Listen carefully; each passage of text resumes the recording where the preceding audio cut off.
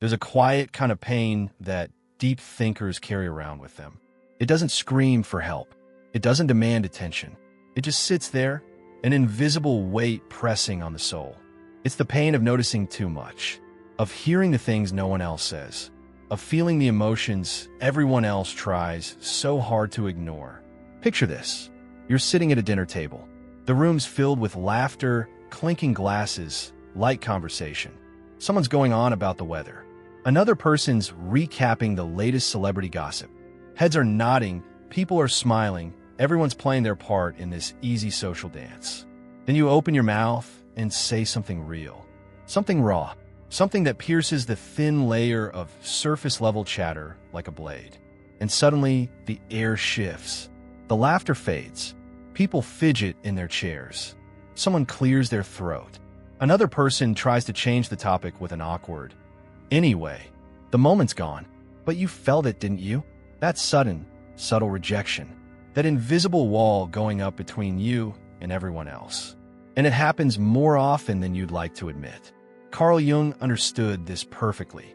He believed that the deeper you journey into your own mind, the more alienated you can become from the world around you. And not because there's anything wrong with you, but because the world, by and large, prefers illusion. It rewards those who conform, who blend in, who nod politely and pretend everything's fine, even when they're quietly falling apart inside. But deep thinkers were the ones who can't pretend. We see too much.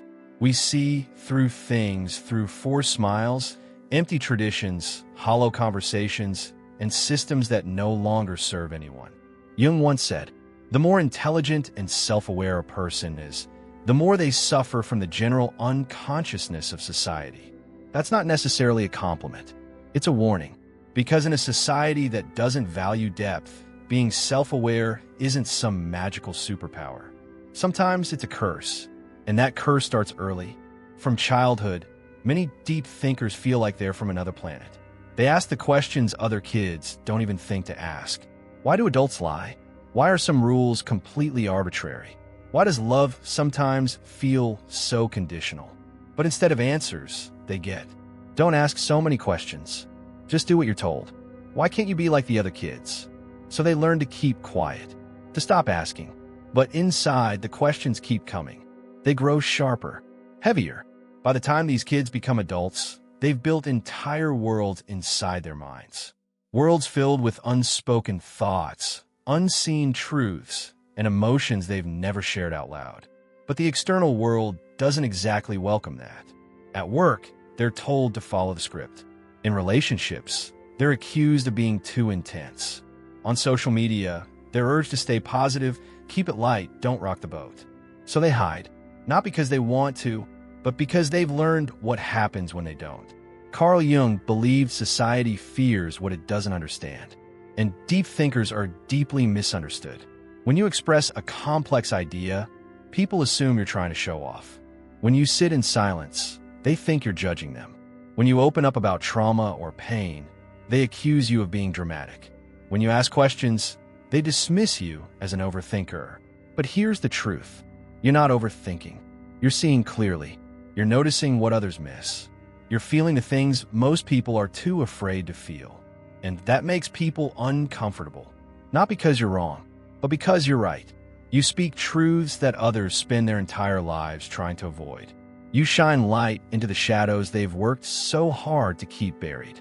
You remind them that something crucial is missing. And that reminder hurts.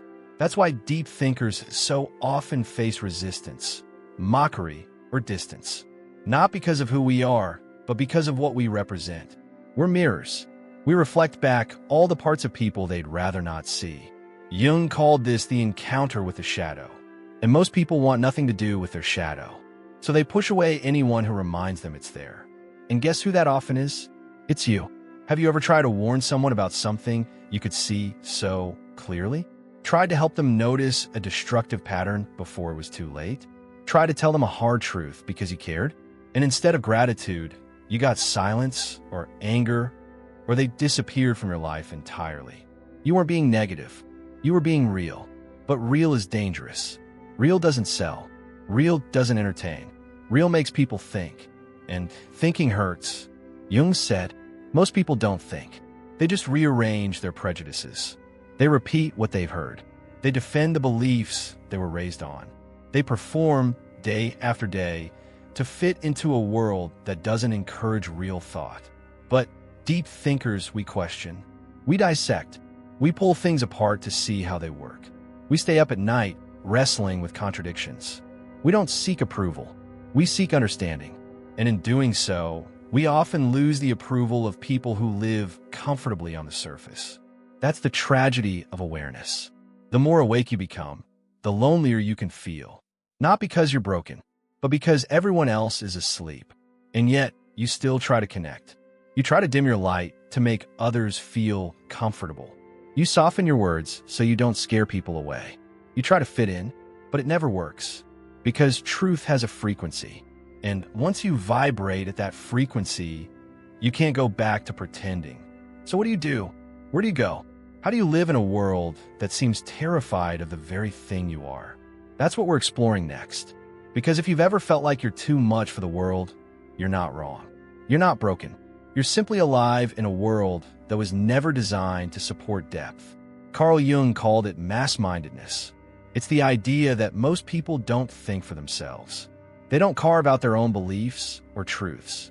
They simply absorb what culture feeds them. Unquestioned, unchallenged. From the moment you're born, society hands you a script. You're told what's good, what's bad, what success looks like, what failure means. You're taught to compete, to obey, to smile even when you're sad, to be polite even when someone disrespects you. And if you follow that script, the world applauds. It calls you mature, successful, well-adjusted. But the moment you question it, the moment you say, why are we doing this? This doesn't feel right to me. Suddenly, you're the problem. People start labeling you. Too sensitive, too intense, too negative, too difficult. But here's what Jung knew, and what I want you to remember. You're not too anything. You're just awake. And the world is afraid of what's awake.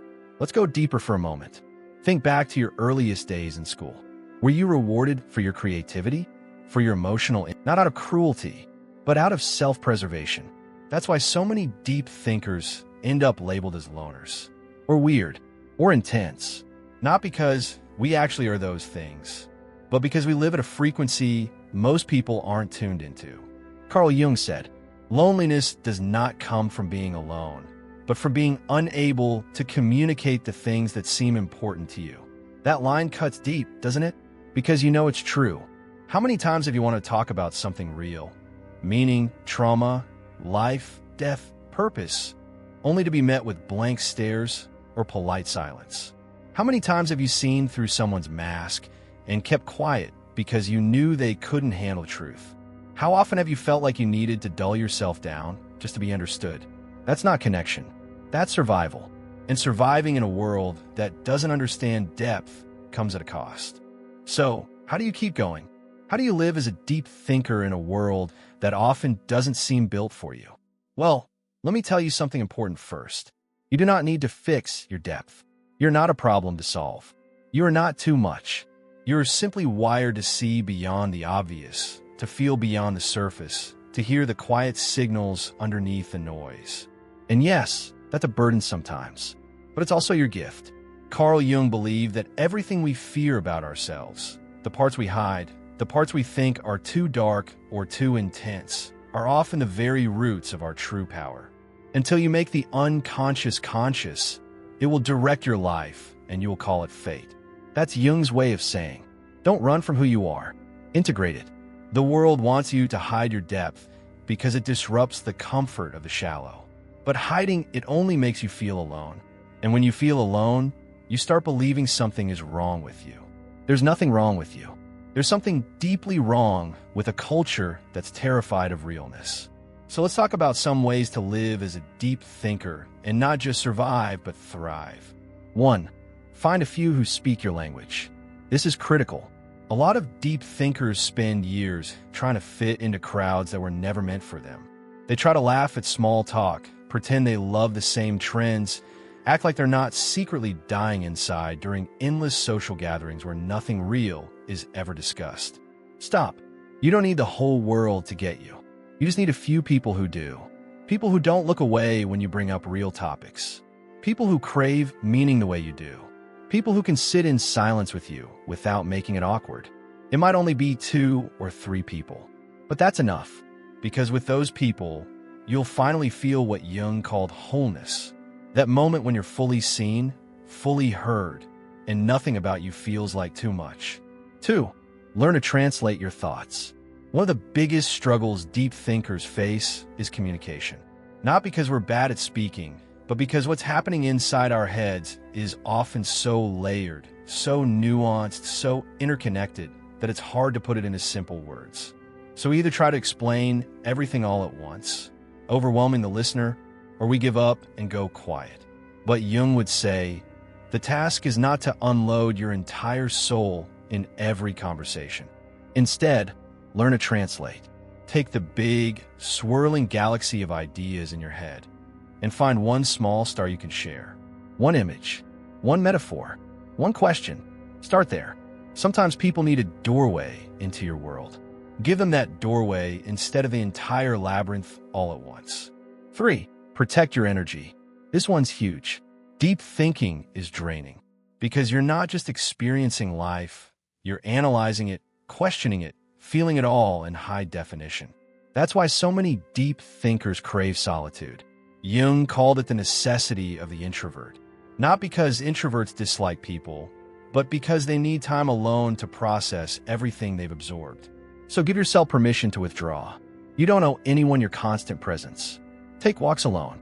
Sit in a quiet cafe with your journal. Listen to music that takes you inward. You're not being antisocial. You're refilling the well. 4. Embrace silence as your ally. This is one of my favorite Machiavellian and Jungian truths. Silence is powerful. Most people fear silence. They rush to fill it with chatter, jokes, distractions. But deep thinkers know silence is where the truth lives. Jung believed that in silence, we meet the self, the deepest, most authentic layer of who we are. And when you're comfortable in silence, people sense it. They may not understand you, but they'll respect you. Because silence, when wielded calmly, radiates strength. So the next time someone tries to provoke you, remember this. You don't have to react. You don't have to explain. Sometimes the most powerful statement is to say nothing at all. 5. Accept that loneliness will visit you. Let's be honest. Even if you do everything right, there will still be moments of loneliness. Because depth isolates. You'll be surrounded by people and still feel alone because nobody's speaking the language of your soul. But here's what Jung would say. Loneliness isn't always a curse. Sometimes it's a signal that you've outgrown certain environments, a signal that you're ready for deeper connections, a signal that you're meant to create something new rather than just fit in. Loneliness often precedes transformation. Don't it away. Listen to it. 6. Channel your depth into creation. If there's one remedy for the burden of deep thinking, it's creating something from it, right? Paint, compose music, build a business, craft a message that helps others. Jung believed that the psyche naturally moves toward wholeness through creative expression. All that chaos swirling in your head, it wants to become art. It wants to be seen, shaped, shared. Even if nobody else ever sees it, the act of creating frees you from the weight of carrying it all alone. 7. Don't let the world tell you what success means. Here's a brutal truth Jung and Machiavelli both understood. Most people live lives shaped entirely by external expectations. They chase careers because society says they should. They get married because it's the next step. They have kids, buy houses, keep up appearances, all without ever asking, is this what I truly want? As a deep thinker, you're cursed and blessed to ask that question. And sometimes your answer won't look like what the world calls success. Maybe your life will be quieter. Maybe your victories will be invisible to the crowd. Maybe your path won't impress your family or your old classmates on social media. That doesn't mean you're failing. It means you're living your life, not someone else's script. Jung believed the true goal of life was individuation, becoming fully yourself, no matter how different that self might be from the collective. That's what real success looks like. Now let's connect all this back to what we've been talking about. Machiavelli and Jung might seem like strange bedfellows. One was a political schemer, the other a mystical psychologist. But they shared a profound understanding of human nature. Both believed people reveal themselves in moments of pressure. Silence is often stronger than speech. The masses live in illusion. True power begins with self-mastery. Jung explored the depths of the soul to find freedom. Machiavelli studied power to survive in a dangerous world. And if you're a deep thinker, you're living at the intersection of both worlds. You feel deeply like Jung, but you're also surrounded by a society that plays Machiavellian games. So your mission is twofold. Master your inner world, so the outer world can't control you. And once you've done that, you become something rare. Let's talk about the world we actually live in. Because it's one thing to understand that you're a deep thinker. It's another to survive and even thrive in a world that often feels allergic to depth. So how do you take all this knowledge and turn it into something practical? How do you navigate relationships, careers, and your own mental health when your mind never stops peeling back the layers of reality? Let's start with relationships. Relationships for deep thinkers. One of the hardest truths for deep thinkers to accept is this. Not everyone will be able to meet you where you are, and that's not their fault. Most people are simply not wired for constant introspection. They want comfort, simplicity, routine. They want conversations that stay on the surface because that's where they feel safe. But you crave depth like oxygen. You want to talk about meaning, purpose, the big why behind everything. You want to analyze human behavior, dissect systems, understand why people do what they do. This is why many deep thinkers feel lonely in relationships, even when surrounded by people. Here's something Carl Jung would tell you. The privilege of a lifetime is to become who you truly are. And sometimes, becoming who you truly are means letting go of relationships that can't handle your truth. That doesn't mean you have to live as a hermit, but it does mean you have to curate your circle. Look for people who value conversation over gossip.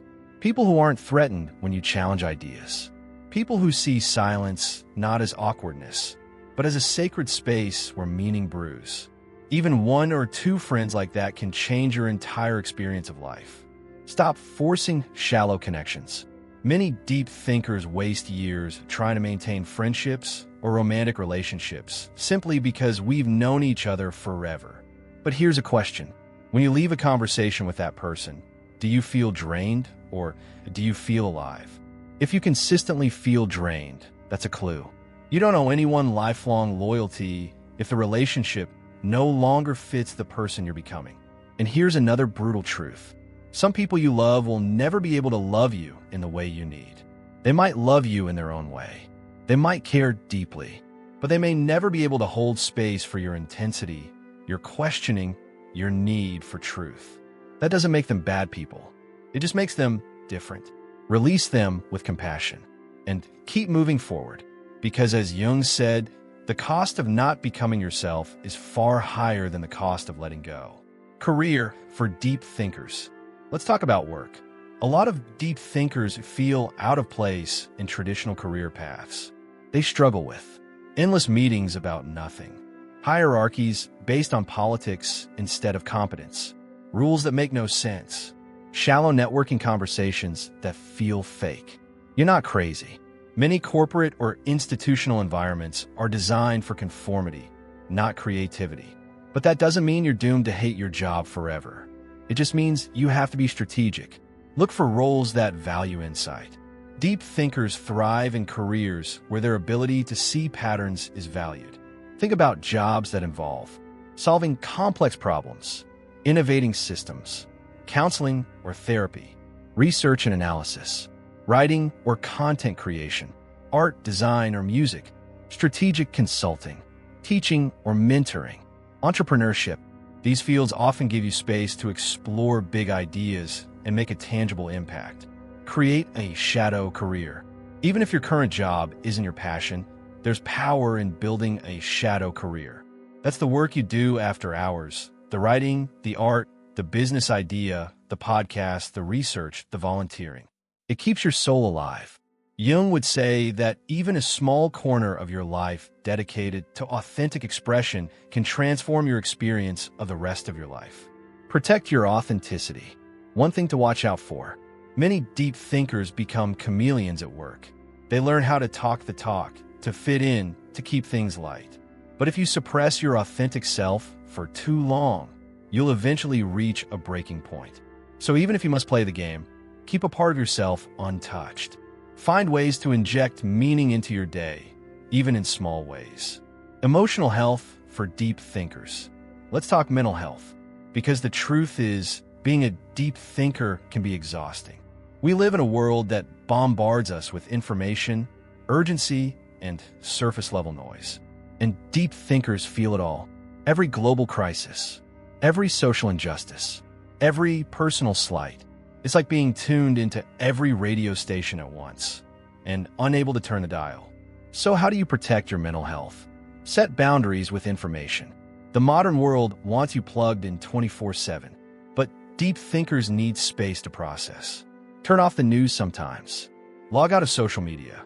Take long breaks from the flood of headlines and notifications. Jung would remind you, people will do anything, no matter how absurd, to avoid facing their own souls. Sometimes the noise is just a distraction from the deeper work you're meant to do. Don't pathologize your depth. Another trap many deep thinkers fall into is thinking there's something wrong with them because they feel so much. You're not broken because you get anxious in a noisy crowd, or because you can't stand meaningless conversation, or because injustice makes you lose sleep. That doesn't mean you have a disorder. It means you're awake. The world loves to slap labels on behavior it doesn't understand. But being sensitive, intense, or reflective isn't a pathology. It's a personality trait. That said, if your thoughts or feelings are interfering with your ability to function or causing you distress, always seek professional help. Jung himself believed deeply in therapy as a path to individuation and self-understanding. Learn to ground yourself. When your mind never stops spinning, you need anchors. For some, it's nature, a walk through the forest, the sound of rain on leaves, the ocean crashing against the rocks. For others, it's creative expression, or a meditation, or breath work.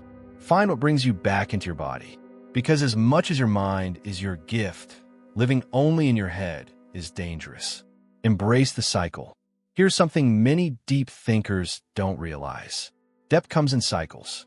There are times when you're filled with insight, creativity. So here we are, at the end of this journey. We've talked about what it means to be a deep thinker in a shallow world. We've uncovered the hidden loneliness, the misunderstood intensity, the quiet frustration that comes from seeing things most people pretend not to notice. We've talked about the pain, but now let's talk about the power. Because being a deep thinker isn't a curse. It's not a defect. It's a form of clarity. And if you learn how to use it, it becomes a source of inner strength most people can't even comprehend. So how do you live powerfully as a deep thinker? How do you stop just surviving and start thriving? Let's break this down into 3 core ideas. 1. Let the world be loud. You stay silent and sharp. The world is noisy. Everyone has an opinion. Everyone's an expert. Everyone's shouting over each other, desperate to be seen, to be validated, to feel significant. But here's what Jung and Machiavelli both understood. Power doesn't come from noise. It comes from presence. You don't need to outshout the world. You don't need to post your every thought, defend every move, explain every boundary. You could just act, quietly, deliberately, consistently. Let other people chase applause. Let them scramble to be liked, followed, retweeted, praised. You build. You learn. You move in silence. You create. You study human nature, not to manipulate, but to understand. And then, when the moment is right, you move. That's the real art of deep thinking. You don't react. You respond. You let life slow down for you while everyone else rushes blindly through it. And in that stillness, you see everything. 2. Turn your pain into wisdom. If you're a deep thinker, chances are you've carried a lot. Pain, rejection, confusion, betrayal, loneliness.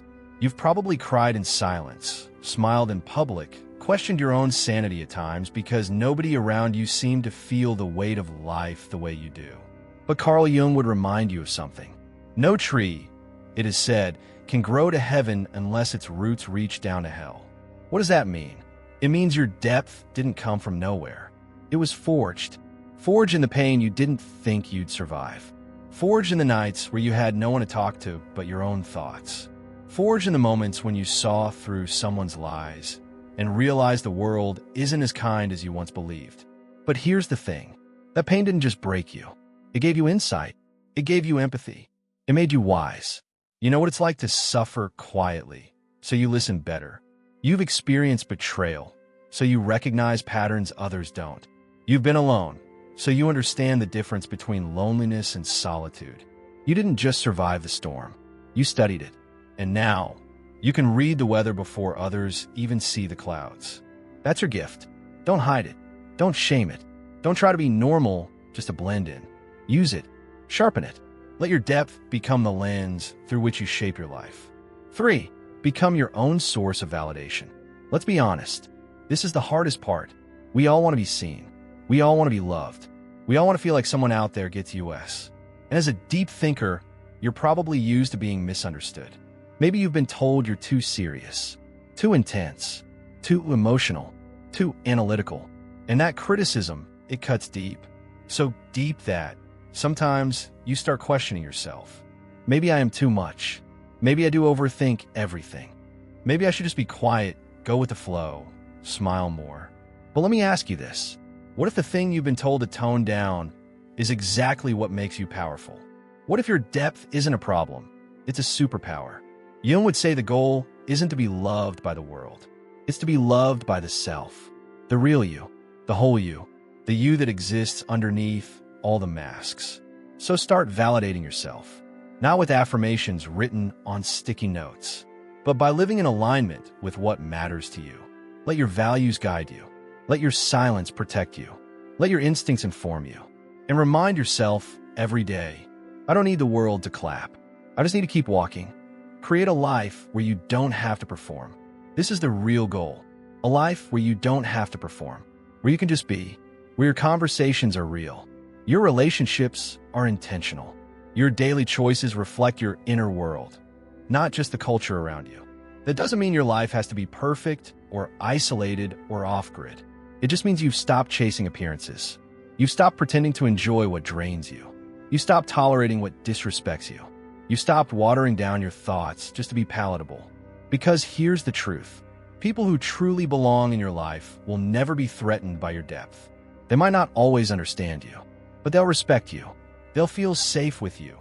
Not because you're agreeable, but because you're real. And realness is rare. So build a life that reflects your depth, your pace, your truth, your quiet vision. And yes, it might be smaller than you imagined, but it will be yours. And that is freedom. One final thought. You didn't ask to be this way. You didn't choose to lie awake at night, wondering what it all means. You didn't choose to feel the pain of the world in your chest like it was your own. You didn't choose to dissect every glance, every silence, every conversation. You didn't choose to question what everyone else takes for granted. But you're this way, and maybe you were meant to be, because the world needs people who can see clearly, who can feel deeply, who can speak quietly, but with truth that echoes. Carl Jung once wrote, "The world will ask you who you are, and if you do not know, the world will tell you. But you do know. You're a deep thinker, and now, hopefully, you're a little more proud of that. So stay quiet if you need to. Go deep. Move slow. Ask the big questions. Feel the big feelings. Speak only when it matters. Let others perform while you observe. Let others shout while you listen. Let others rush while you build. Because eventually, the world will catch up to the truth you've been quietly holding all along."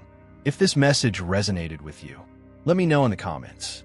Tell me how your depth has shaped your life, your struggles, your insights, your growth. Or just type "deep thinker" so I know you're still here, still on this path.